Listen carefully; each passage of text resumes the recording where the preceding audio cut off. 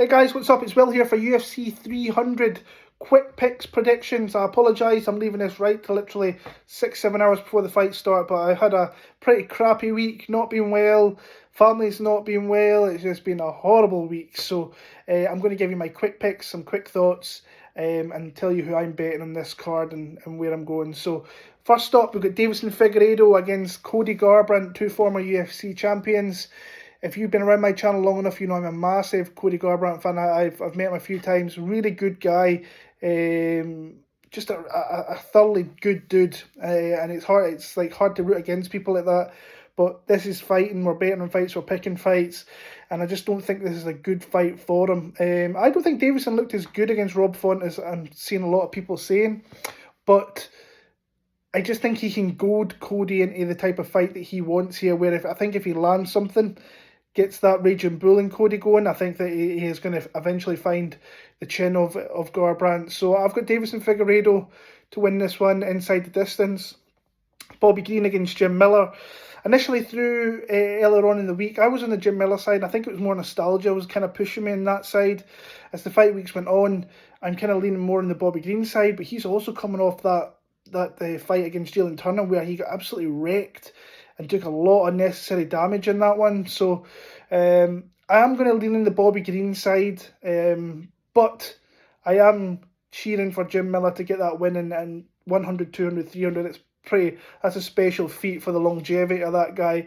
Would love to see Jim Miller win. But as a pick, I'm on the Bobby Green side. Jessica Andrade against Marina Rodriguez.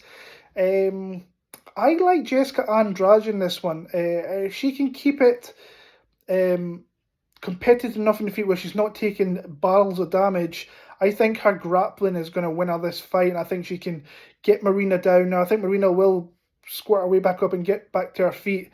But I just like the Jessica Andrade. I tried to fade her a couple of times. I did against Yan Xiaonan. I think I bet her against Erin Blanchfield, which wasn't a great bet. But I like her in this spot here. I think she can grapple her way to a victory and potentially get a finish in the mid to late part of this fight. So Jessica Andrade is my pick there. Jalen Turner against Renato Moicano.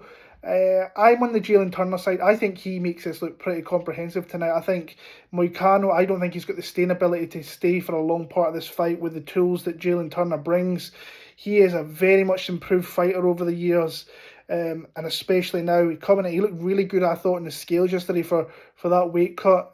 Before he kind of struggled a little bit, he came in like well under, like half a pound under, which was super different from what Jalen Turner does.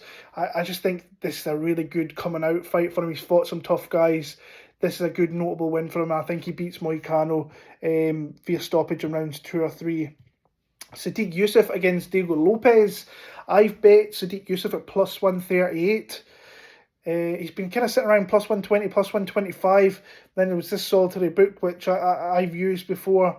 I had plus 138, so I thought I'm going to jump in that. I think that line is high.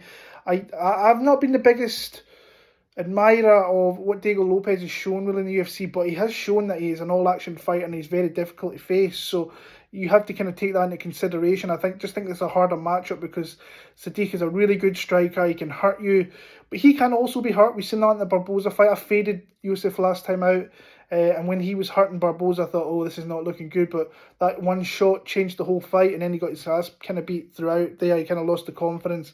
I like Sadiq Youssef in this one. I think he can win a decision, or potentially maybe even if he catches the right shot, can knock out Diego Lopez.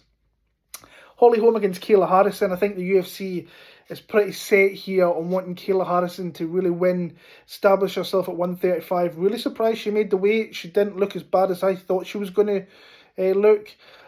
Holly Holm looks like she's been slowing down recently, pretty dramatically, honestly. But for me, I like Kayla Harrison here. I think she can work her wrestling, her takedowns. I think once she gets to there, she's going to be able to use those elbows for the first time. I think Holly will be looking to try and keep this on the feet and try and use her advantage that she should have on there. But recently she's not been showing that. She's been cage pushing a lot and not looked her greatest, honestly. I like Kayla Harrison in that one. Calvin Kattar against Aljamain Sterling. Interesting fight. Aljo moving up. Calvin Kattar coming back after big surgery. Been out for a little bit. coming off that loss to Arnold Allen. But I like him as a dog play here. I think this is one of the bets I'm going to make later on. I've got 2 or 3 other plays I really want to make for today, for what I have already, which I think I've got 3. So I'm going to have 6 or 7 plays for tonight. His takedown showed up. Now, I think that Aljo, if he doesn't come out here and is instantly inside 2 minutes looking for takedowns, I think he's in for a long night. Now, Aljo's the type of guy, once he gets the fight to the ground, he could backpack his way to winning minutes, but he doesn't really do a hell of a lot of damage. I think if this fight stays on the feet for prolonged periods, Calvin Kattar, I think, is going to rip Aljamain Sterling to bits. Now, I know Aljo's got his striking where he's kind of pitter-patter, hit you with a lot of shots, and try and win his fights.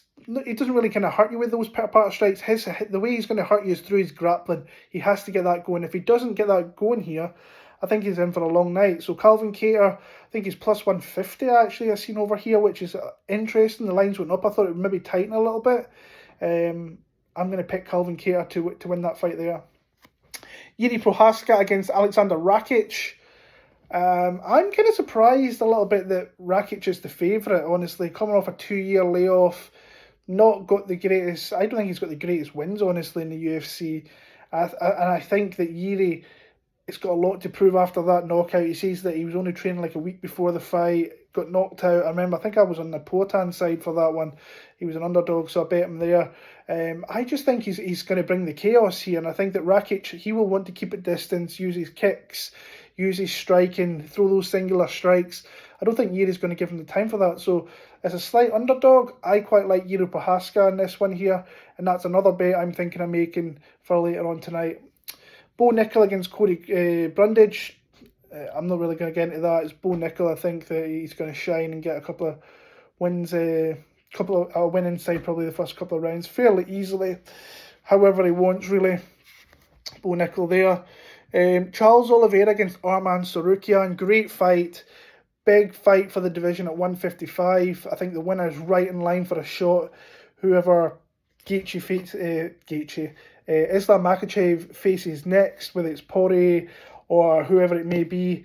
I'm a big fan of both guys, but I am a massive fan of Arman Tsarukyan, and I've been champing at the bit to kind of bet him this week.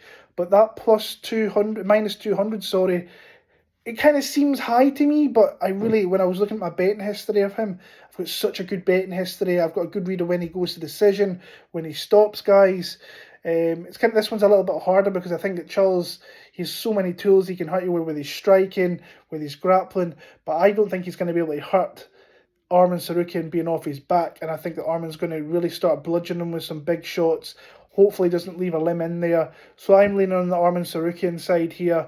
Like I say, I'm a huge fan of the kid. I think he's going to have the belt one day, and I think he could give Makhachev a seriously hard fight from where we've seen his first fight in the UFC when he came in there short notice and gave Makhachev a fight then. So Arman Tsarukyan for me there. Justin Gaethje against Max Holloway for the BMF title. I've bet Max Holloway, which kind of surprised when I started looking into it a little bit, and I thought, I've seen how he looked like he's kind of framed himself a little bit better for this run up at 155. I think that obviously there's a lot of destructive stuff coming his way from Justin Gaethje, and what I've liked recently from Justin Gaethje, it's just he's not as gung-ho, and he seems to be fighting a little bit to game plans better, really picking his shots and really just not going balls to the wall and really mixing. I think he got a takedown in one of the recent fights there.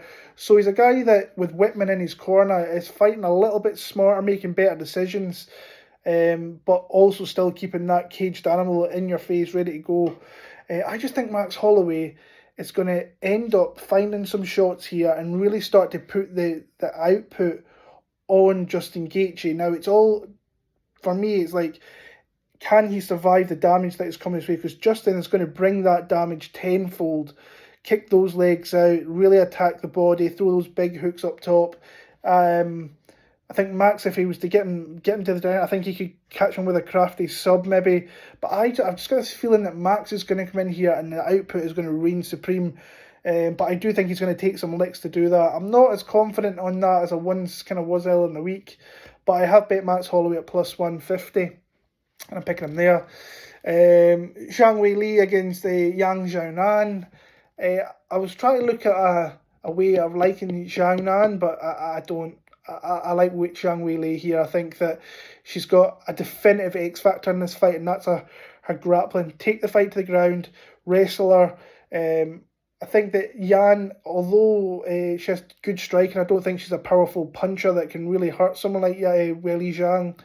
So I just think this is a pretty good matchup, but the line I think is a little high. Kind of took that into consideration a little bit, but for me, I'm picking Zhang Weili in that one. And the main event of the night, we've got Alex Pereira against Jamal Hill for the UFC Light Heavyweight Championship. This is a really good fight. Obviously, not the fight the UFC wanted to put together for the top of this card, but nonetheless, it's just a really, really good, solid fight. I like both. I like both guys for this fight, but I think that Jamal Hill has just got.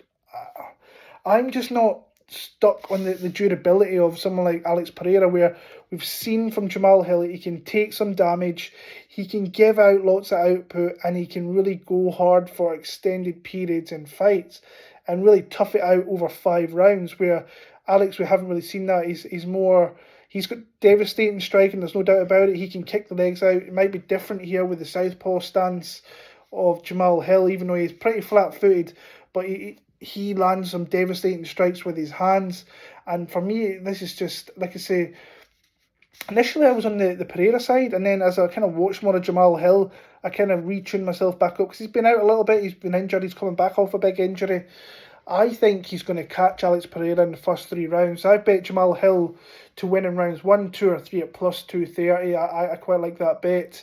I was thinking of just playing him straight, but I quite like that prop bet. I think if I think he knocks him out, I'm going with a better number. So that's my pick, guys. UFC 300. Sorry I've got this out super late. All the best. Enjoy this card. I'm really looking forward to it. Peace.